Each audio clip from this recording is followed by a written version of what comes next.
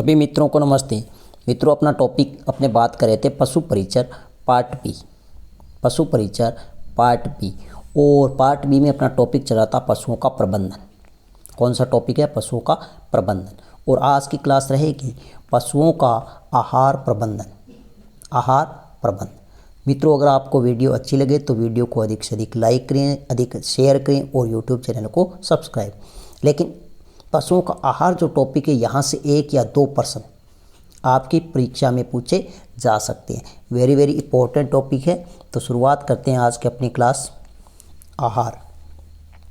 देखिए मित्रों, पशुओं का जो आहार है, आहार प्रबंधन की अगर हम बात करें तो पशु को 24 घंटे में खाने को दिया जाने वाला भोजन या भोज्य पदार्थ क्या कहलाता है? आहार कहलाता है। लेकिन पशु को 10 घंटे के अंतराल पर दिन में 2 बार चारा देना चाहिए।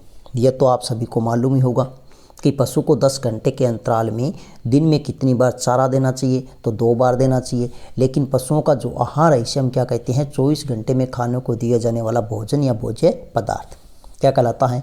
पशुओं का आहार कहलाता है। अब एक आता संतुलित आहार। तो ये क्या होता है? ऐसा आहार जिसमें सभी पोषक तत्व पर्याप्त मात्रा में होते हैं, उसे हम क्या कहते हैं? संतुलित आहार कहते हैं। एक है जीवन निर्वाह आहार। जीवन निर्वाह आहार, इसमें क्या होता है? पशु को स्वस्थ व शरीर के तापमान एवं भार को यथावत बनाए रखने के लिए दिया जाने वाला आहार क्या कहलाता है? जीवन निर्वाह आहार। और वेरी वेरी इंपॉर्टेंट प्रश्न यहाँ से बनता है कि पशु को कितना आहार देना चाहिए, किस कार्य के लिए देना चाहिए और कितने दूध पर देना चाहिए और कितना शरीर भार पर देना चाहिए। तो ध्यान रखना, वेरी वेरी इंपॉर्टेंट है। गाय व बैल, गाय व बैल को 100 किलोग्राम शरीर भार पर 2.5 किलोग्राम सूषक पदार्थ देना चाहिए। यह परीक्षा में पूछा गया प्रश्न है कि गाय व बैल को 100 किलोग्राम शरीर भार पर कितना सूषक पदार्थ देना चाहिए? तो कितना देना चाहिए? 2.5 किलोग्राम। नेक्स्ट आपको यह ध्यान रखना है कि भैंस को 100 किलोग्राम शरीर भार पर कितने किलोग्राम सूषक पदार्थ देना चाहिए? तो ध्यान रखना, भैंस को कितना देंगे? 3 किलोग्राम। कितना देंगे? 3 किलोग्राम। ये वेरी वेरी इंपॉर्टेंट। नेक्स्ट अगर हम बात करें तो गाय को 3 लीटर दूध देने पर, गाय को 3 लीटर दूध देने पर व भैंस को 2.5 लीटर दूध देने पर 1 किलोग्राम क्या देना चाहिए? दाना देना चाहिए। यह वेरी वेरी इंपॉर्टेंट प्रश्न है। ध्यान रखना अच्छे से कि गाय 3 लीटर दूध देती है तो उसे हम दाना कितना देंगे? तो 1 किलोग्राम। और भैंस 2.5 लीटर दूध देने पर कितने किलोग्राम दाना देना चाहिए? तो 1 किलोग्राम। नेक्स्ट है कृषि कार्य करने वाले बैल को कितना अतिरिक्त दाना देना चाहिए? तो ध्यान रखना, कितना देना चाहिए? 1 से 1.5 किलोग्राम अतिरिक्त दाना देना चाहिए। अब देखिए, एक तो बैल होता है जो कृषि कार्य करता है, उसको तो 1 से 1.5 किलोग्राम अतिरिक्त दाना है। जबकि जो मध्यम कार्य करता है, मध्यम कार्य करने वाले बैल को 2 से 2.5 किलोग्राम अतिरिक्त दाना देना चाहिए। नेक्स्ट आता प्रजनन। यह आपको अच्छे से ध्यान रखना, वेरी वेरी इंपॉर्टेंट है। प्रजनन, प्रजनन के काम आने वाले बैल या नर पशु को 2 किलोग्राम, कितना? 2 किलोग्राम अतिरिक्त दाना देना चाहिए।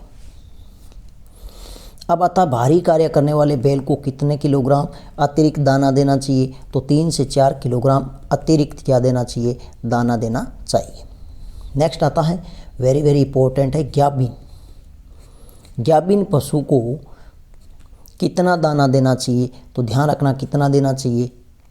1 से 2 किलोग्राम। 1 से 2 किलोग्राम अतिरिक्त क्या देना चाहिए? दाना देना चाहिए।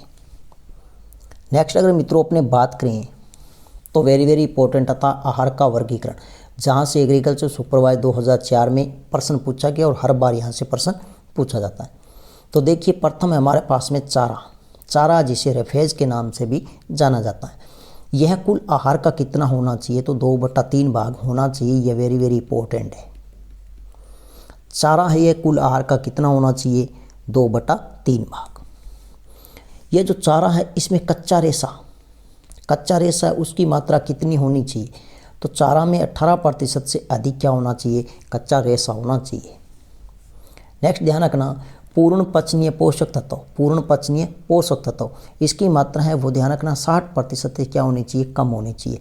पूर्ण पोषणीय पोषक तत्व है ये ध्यान रखना, इसे TD अन्न के नाम से भी जाना जाता है। तो पूर्ण पचनीय पोषक तत्वों की मात्रा चारे में कितनी होनी चाहिए, 60% से कम होनी चाहिए। जबकि कच्चा रेशा यह 18% से क्या होनी चाहिए, अधिक होनी चाहिए। यह जो कच्चा रेशा इसे कहते हैं क्रूड फाइबर, क्या कहते हैं, क्रूड फाइबर, क्रूड फाइबर। तो यह भी आप ध्यान रखना, कच्चा रेशा कह सकते हैं या फिर क्रूड फाइबर भी कहा जाता है। अब चारा दो प्रकार का होता है, एक सूखा चारा होता है और एक हरा चारा होता है। सूखा चारा है इसकी कुल चारे का कितना भाग होना चाहिए, तो सूखा चारा है यह कुल चारे का होना चाहिए 3/4 भाग। वेरी वेरी इंपॉर्टेंट है, ये भी एग्रीकल्चर सुपरवाइज में पूछा गया था। और एक पूछा गया था हरा चारा, ये दोनों ही प्रश्न पूछे गए थे। तो ये जो सूखा चारा है इसमें नमी की मात्रा है वो 10 से 15%, जबकि शुष्क पदार्थ है वो कितना रहेगा, 80 से 90%। हरा चारा है यह कुल चारे का कितना भाग होना चाहिए, 1/4 भाग होना चाहिए। अगर हम चारा देते हैं पशु को तो सूखा चारा कुल आहार का कितना होना चाहिए, चारे का कितना होना चाहिए, 3/4 भाग। और हरा चारा है यह कुल चारे का कितना होना चाहिए, 1/4 भाग। यह हमेशा क्या रहेगा, कम रहेगा। इसमें नमी की मात्रा अगर हम बात करें तो 60 से 90%, और शुष्क पदार्थ है वो कितना रहेगा, 20 से 30%। नेक्स्ट आता है वेरी वेरी इंपॉर्टेंट, दाना। दाना है जिसे रातीब के नाम से भी जाना जाता है। यह कुल आहार का 1/3 भाग पशु को देना चाहिए। कितना देना चाहिए, 1/3 भाग। कुल आहार का कितना, 1/3 भाग। इसमें कच्चा रेशा है वो 18% से क्या होना चाहिए, कम होना। जबकि चारे में कच्चा रेशा है, क्रूड फाइबर है वो 18% से क्या थी, अधिक मात्रा। लेकिन दाना है रातीब है, इसमें 18% से कम मात्रा होगी किसकी, कच्चे रेशे की या क्रूड फाइबर की। नेक्स्ट आता है पूर्ण पचनीय पोषक तत्व, TDN, जिसकी मात्रा चारे में अगर हम बात करें तो 60% से कम थी, और दाने में इसकी मात्रा है वो क्या है, 60% से अधिक है। अब आती है पशु जनित दाना। तो इसमें ध्यान रखना, एक तो रकत चूर्ण आता है, एक हड्डी चूर्ण आता है, एक मछली चूर्ण आता है। तो हड्डी चूर्ण है, मछली चूर्ण है और रकत चूर्ण, ये अपनी क्या है, पशु जनित दाना है। वनस्पति जनित अगर हम बात करें तो खाद्य खलियाँ हैं। खाद्य खलियाँ कौन कौन सी होती है, आपको ये भी ध्यान रखना, खाद्य खलियाँ कौन कौन सी होती है जो पशु खाते हैं। तो सबसे पहले तो हमें मालूम है कपास, कौन सी है, कपास। इसके बाद में अपने जो सरसों होती है इसकी भी खली है जो पशुओं को खाने के लिए काम में ली जाती है। सरसों के बाद में आप ध्यान रखना तिल होता है, इसका भी तेल निकाला जाता है, और बचा हुआ जो कच्चा रेशा होता है, पदार्थ होता है, उसे हम क्या कहते हैं, दाना कहते हैं। तो ये देखना तिल। तिल के बाद आप ध्यान रखना मूंगफली, मूंगफली, मूंगफली। इसके बाद आप ध्यान रखना कुसुम, क्या ध्यान रखना, कुसुम। यह पशुओं के द्वारा खाद्य जनित क्या है, खलियाँ हैं। इसके अलावा जो भी होगी वो सारी की सारी अखाद्य खलियाँ, जैसे अरंडी है, अलसी है, नीम है, महुआ, ये पशुओं को खाने के लिए उपयोग में नहीं लेते। तो ये ध्यान रखना, कपास है, सरसों है, तिल है, मूंगफली है और कुसुम है, ये क्या है, खाद्य है, खलियाँ हैं। इसके बाद ध्यान रखना खलियों और अनाज चोकर में शोषक पदार्थ की मात्रा, जो खलियाँ होती है, अनाज होती है और चोकर होता है, इसमें शोषक पदार्थ की मात्रा अगर आपसे पूछे तो कितनी होगी, 85 से 90%, 85 से 90%। नेक्स्ट आता है संपूरक खाद्य या खाद्य संपूरक पदार्थ। इसमें क्या होता है, विटामिन होता है, खनिज लवण आता है, हार्मोन वृद्धि नामक आता है और एंटीबायोटिक भी आते हैं। अब इसमें ध्यान रखना, एक तो पूर्ण दाना आता है। पूर्ण दाना आपको पता है गेहूं है, मक्का है, ज्वार है, बाजरा है और चावल है। एक खाद्य उपजात आता है जिसमें राइस पॉलिश है, गेहूं की चोकर है, गेहूं की चोकर है, दलहन की चूरी है और सीरा है और यीस्ट है।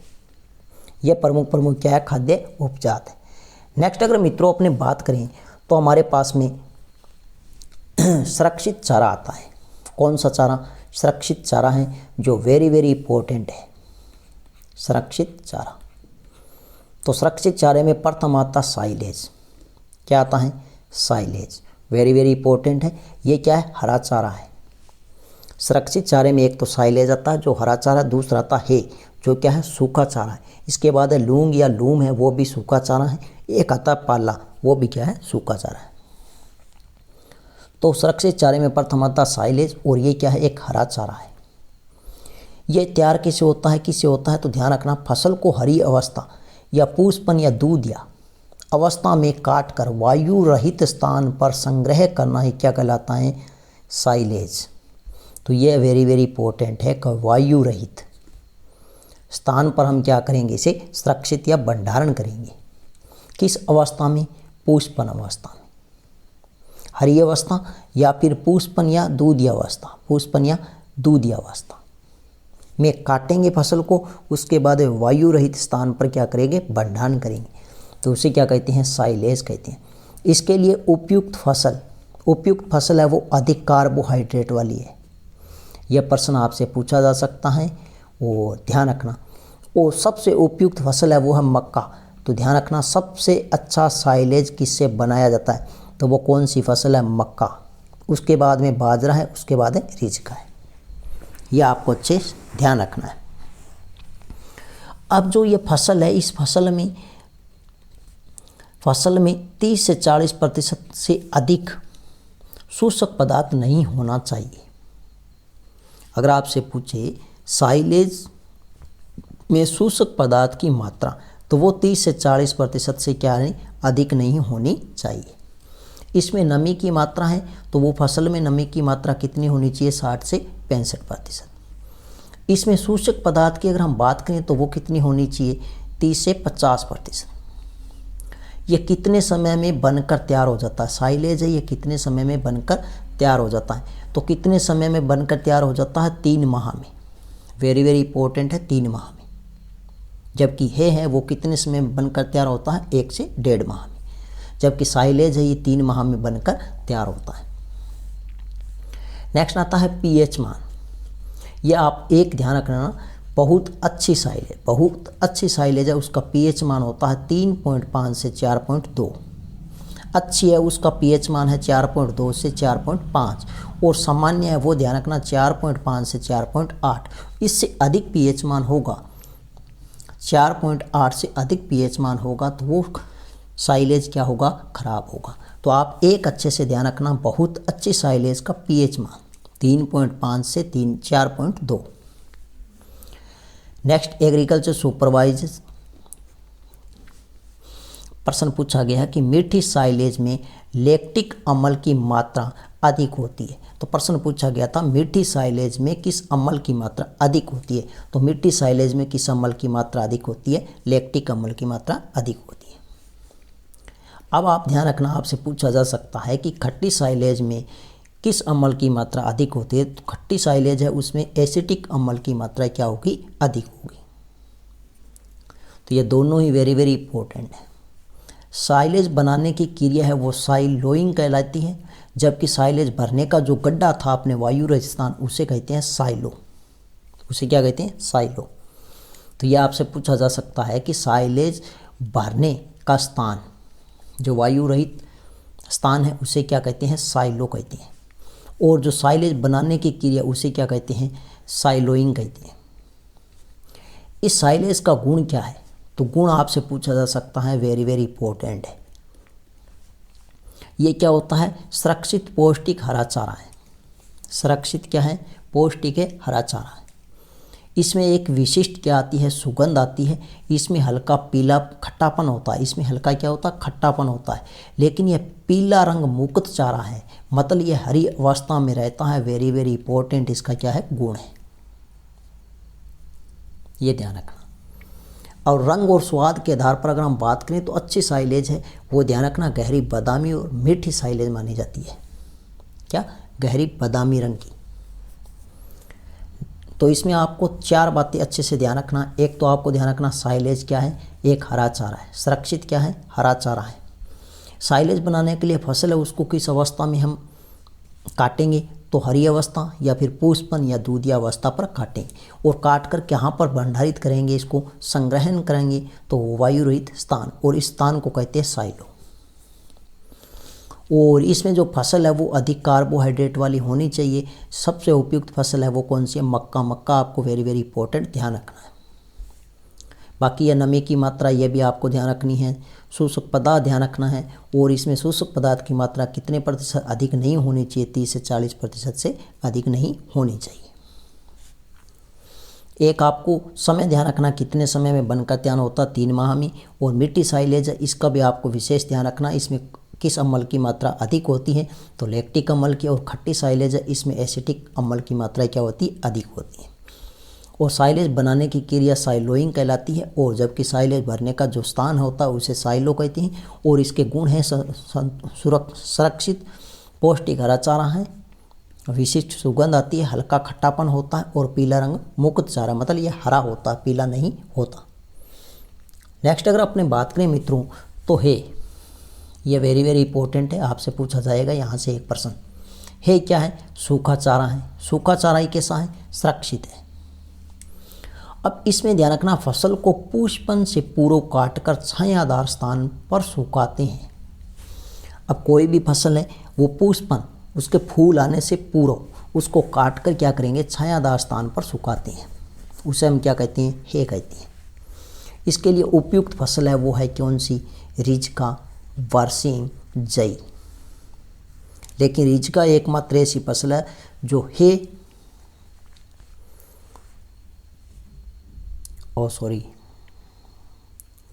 जई एकमात्र ऐसी फसल है। यह जो जई है ना, यह ध्यान रखना, जई है, इससे क्या बनाया जाता है? साइलेज भी बनाया जाता है। क्या बनाया जाता है? साइलेज। और साथ में है भी से बनाया जाता है। तो जई एकमात्र ऐसी फसल है जिससे साइलेज व है दोनों बनाए जाते हैं। जबकि सबसे उपयुक्त है वो बनाया जाता है रिजका, और उसके बाद में बरसीम। तो ये वेरी वेरी इंपॉर्टेंट है, दोनों आपको अच्छे से ध्यान रखना है।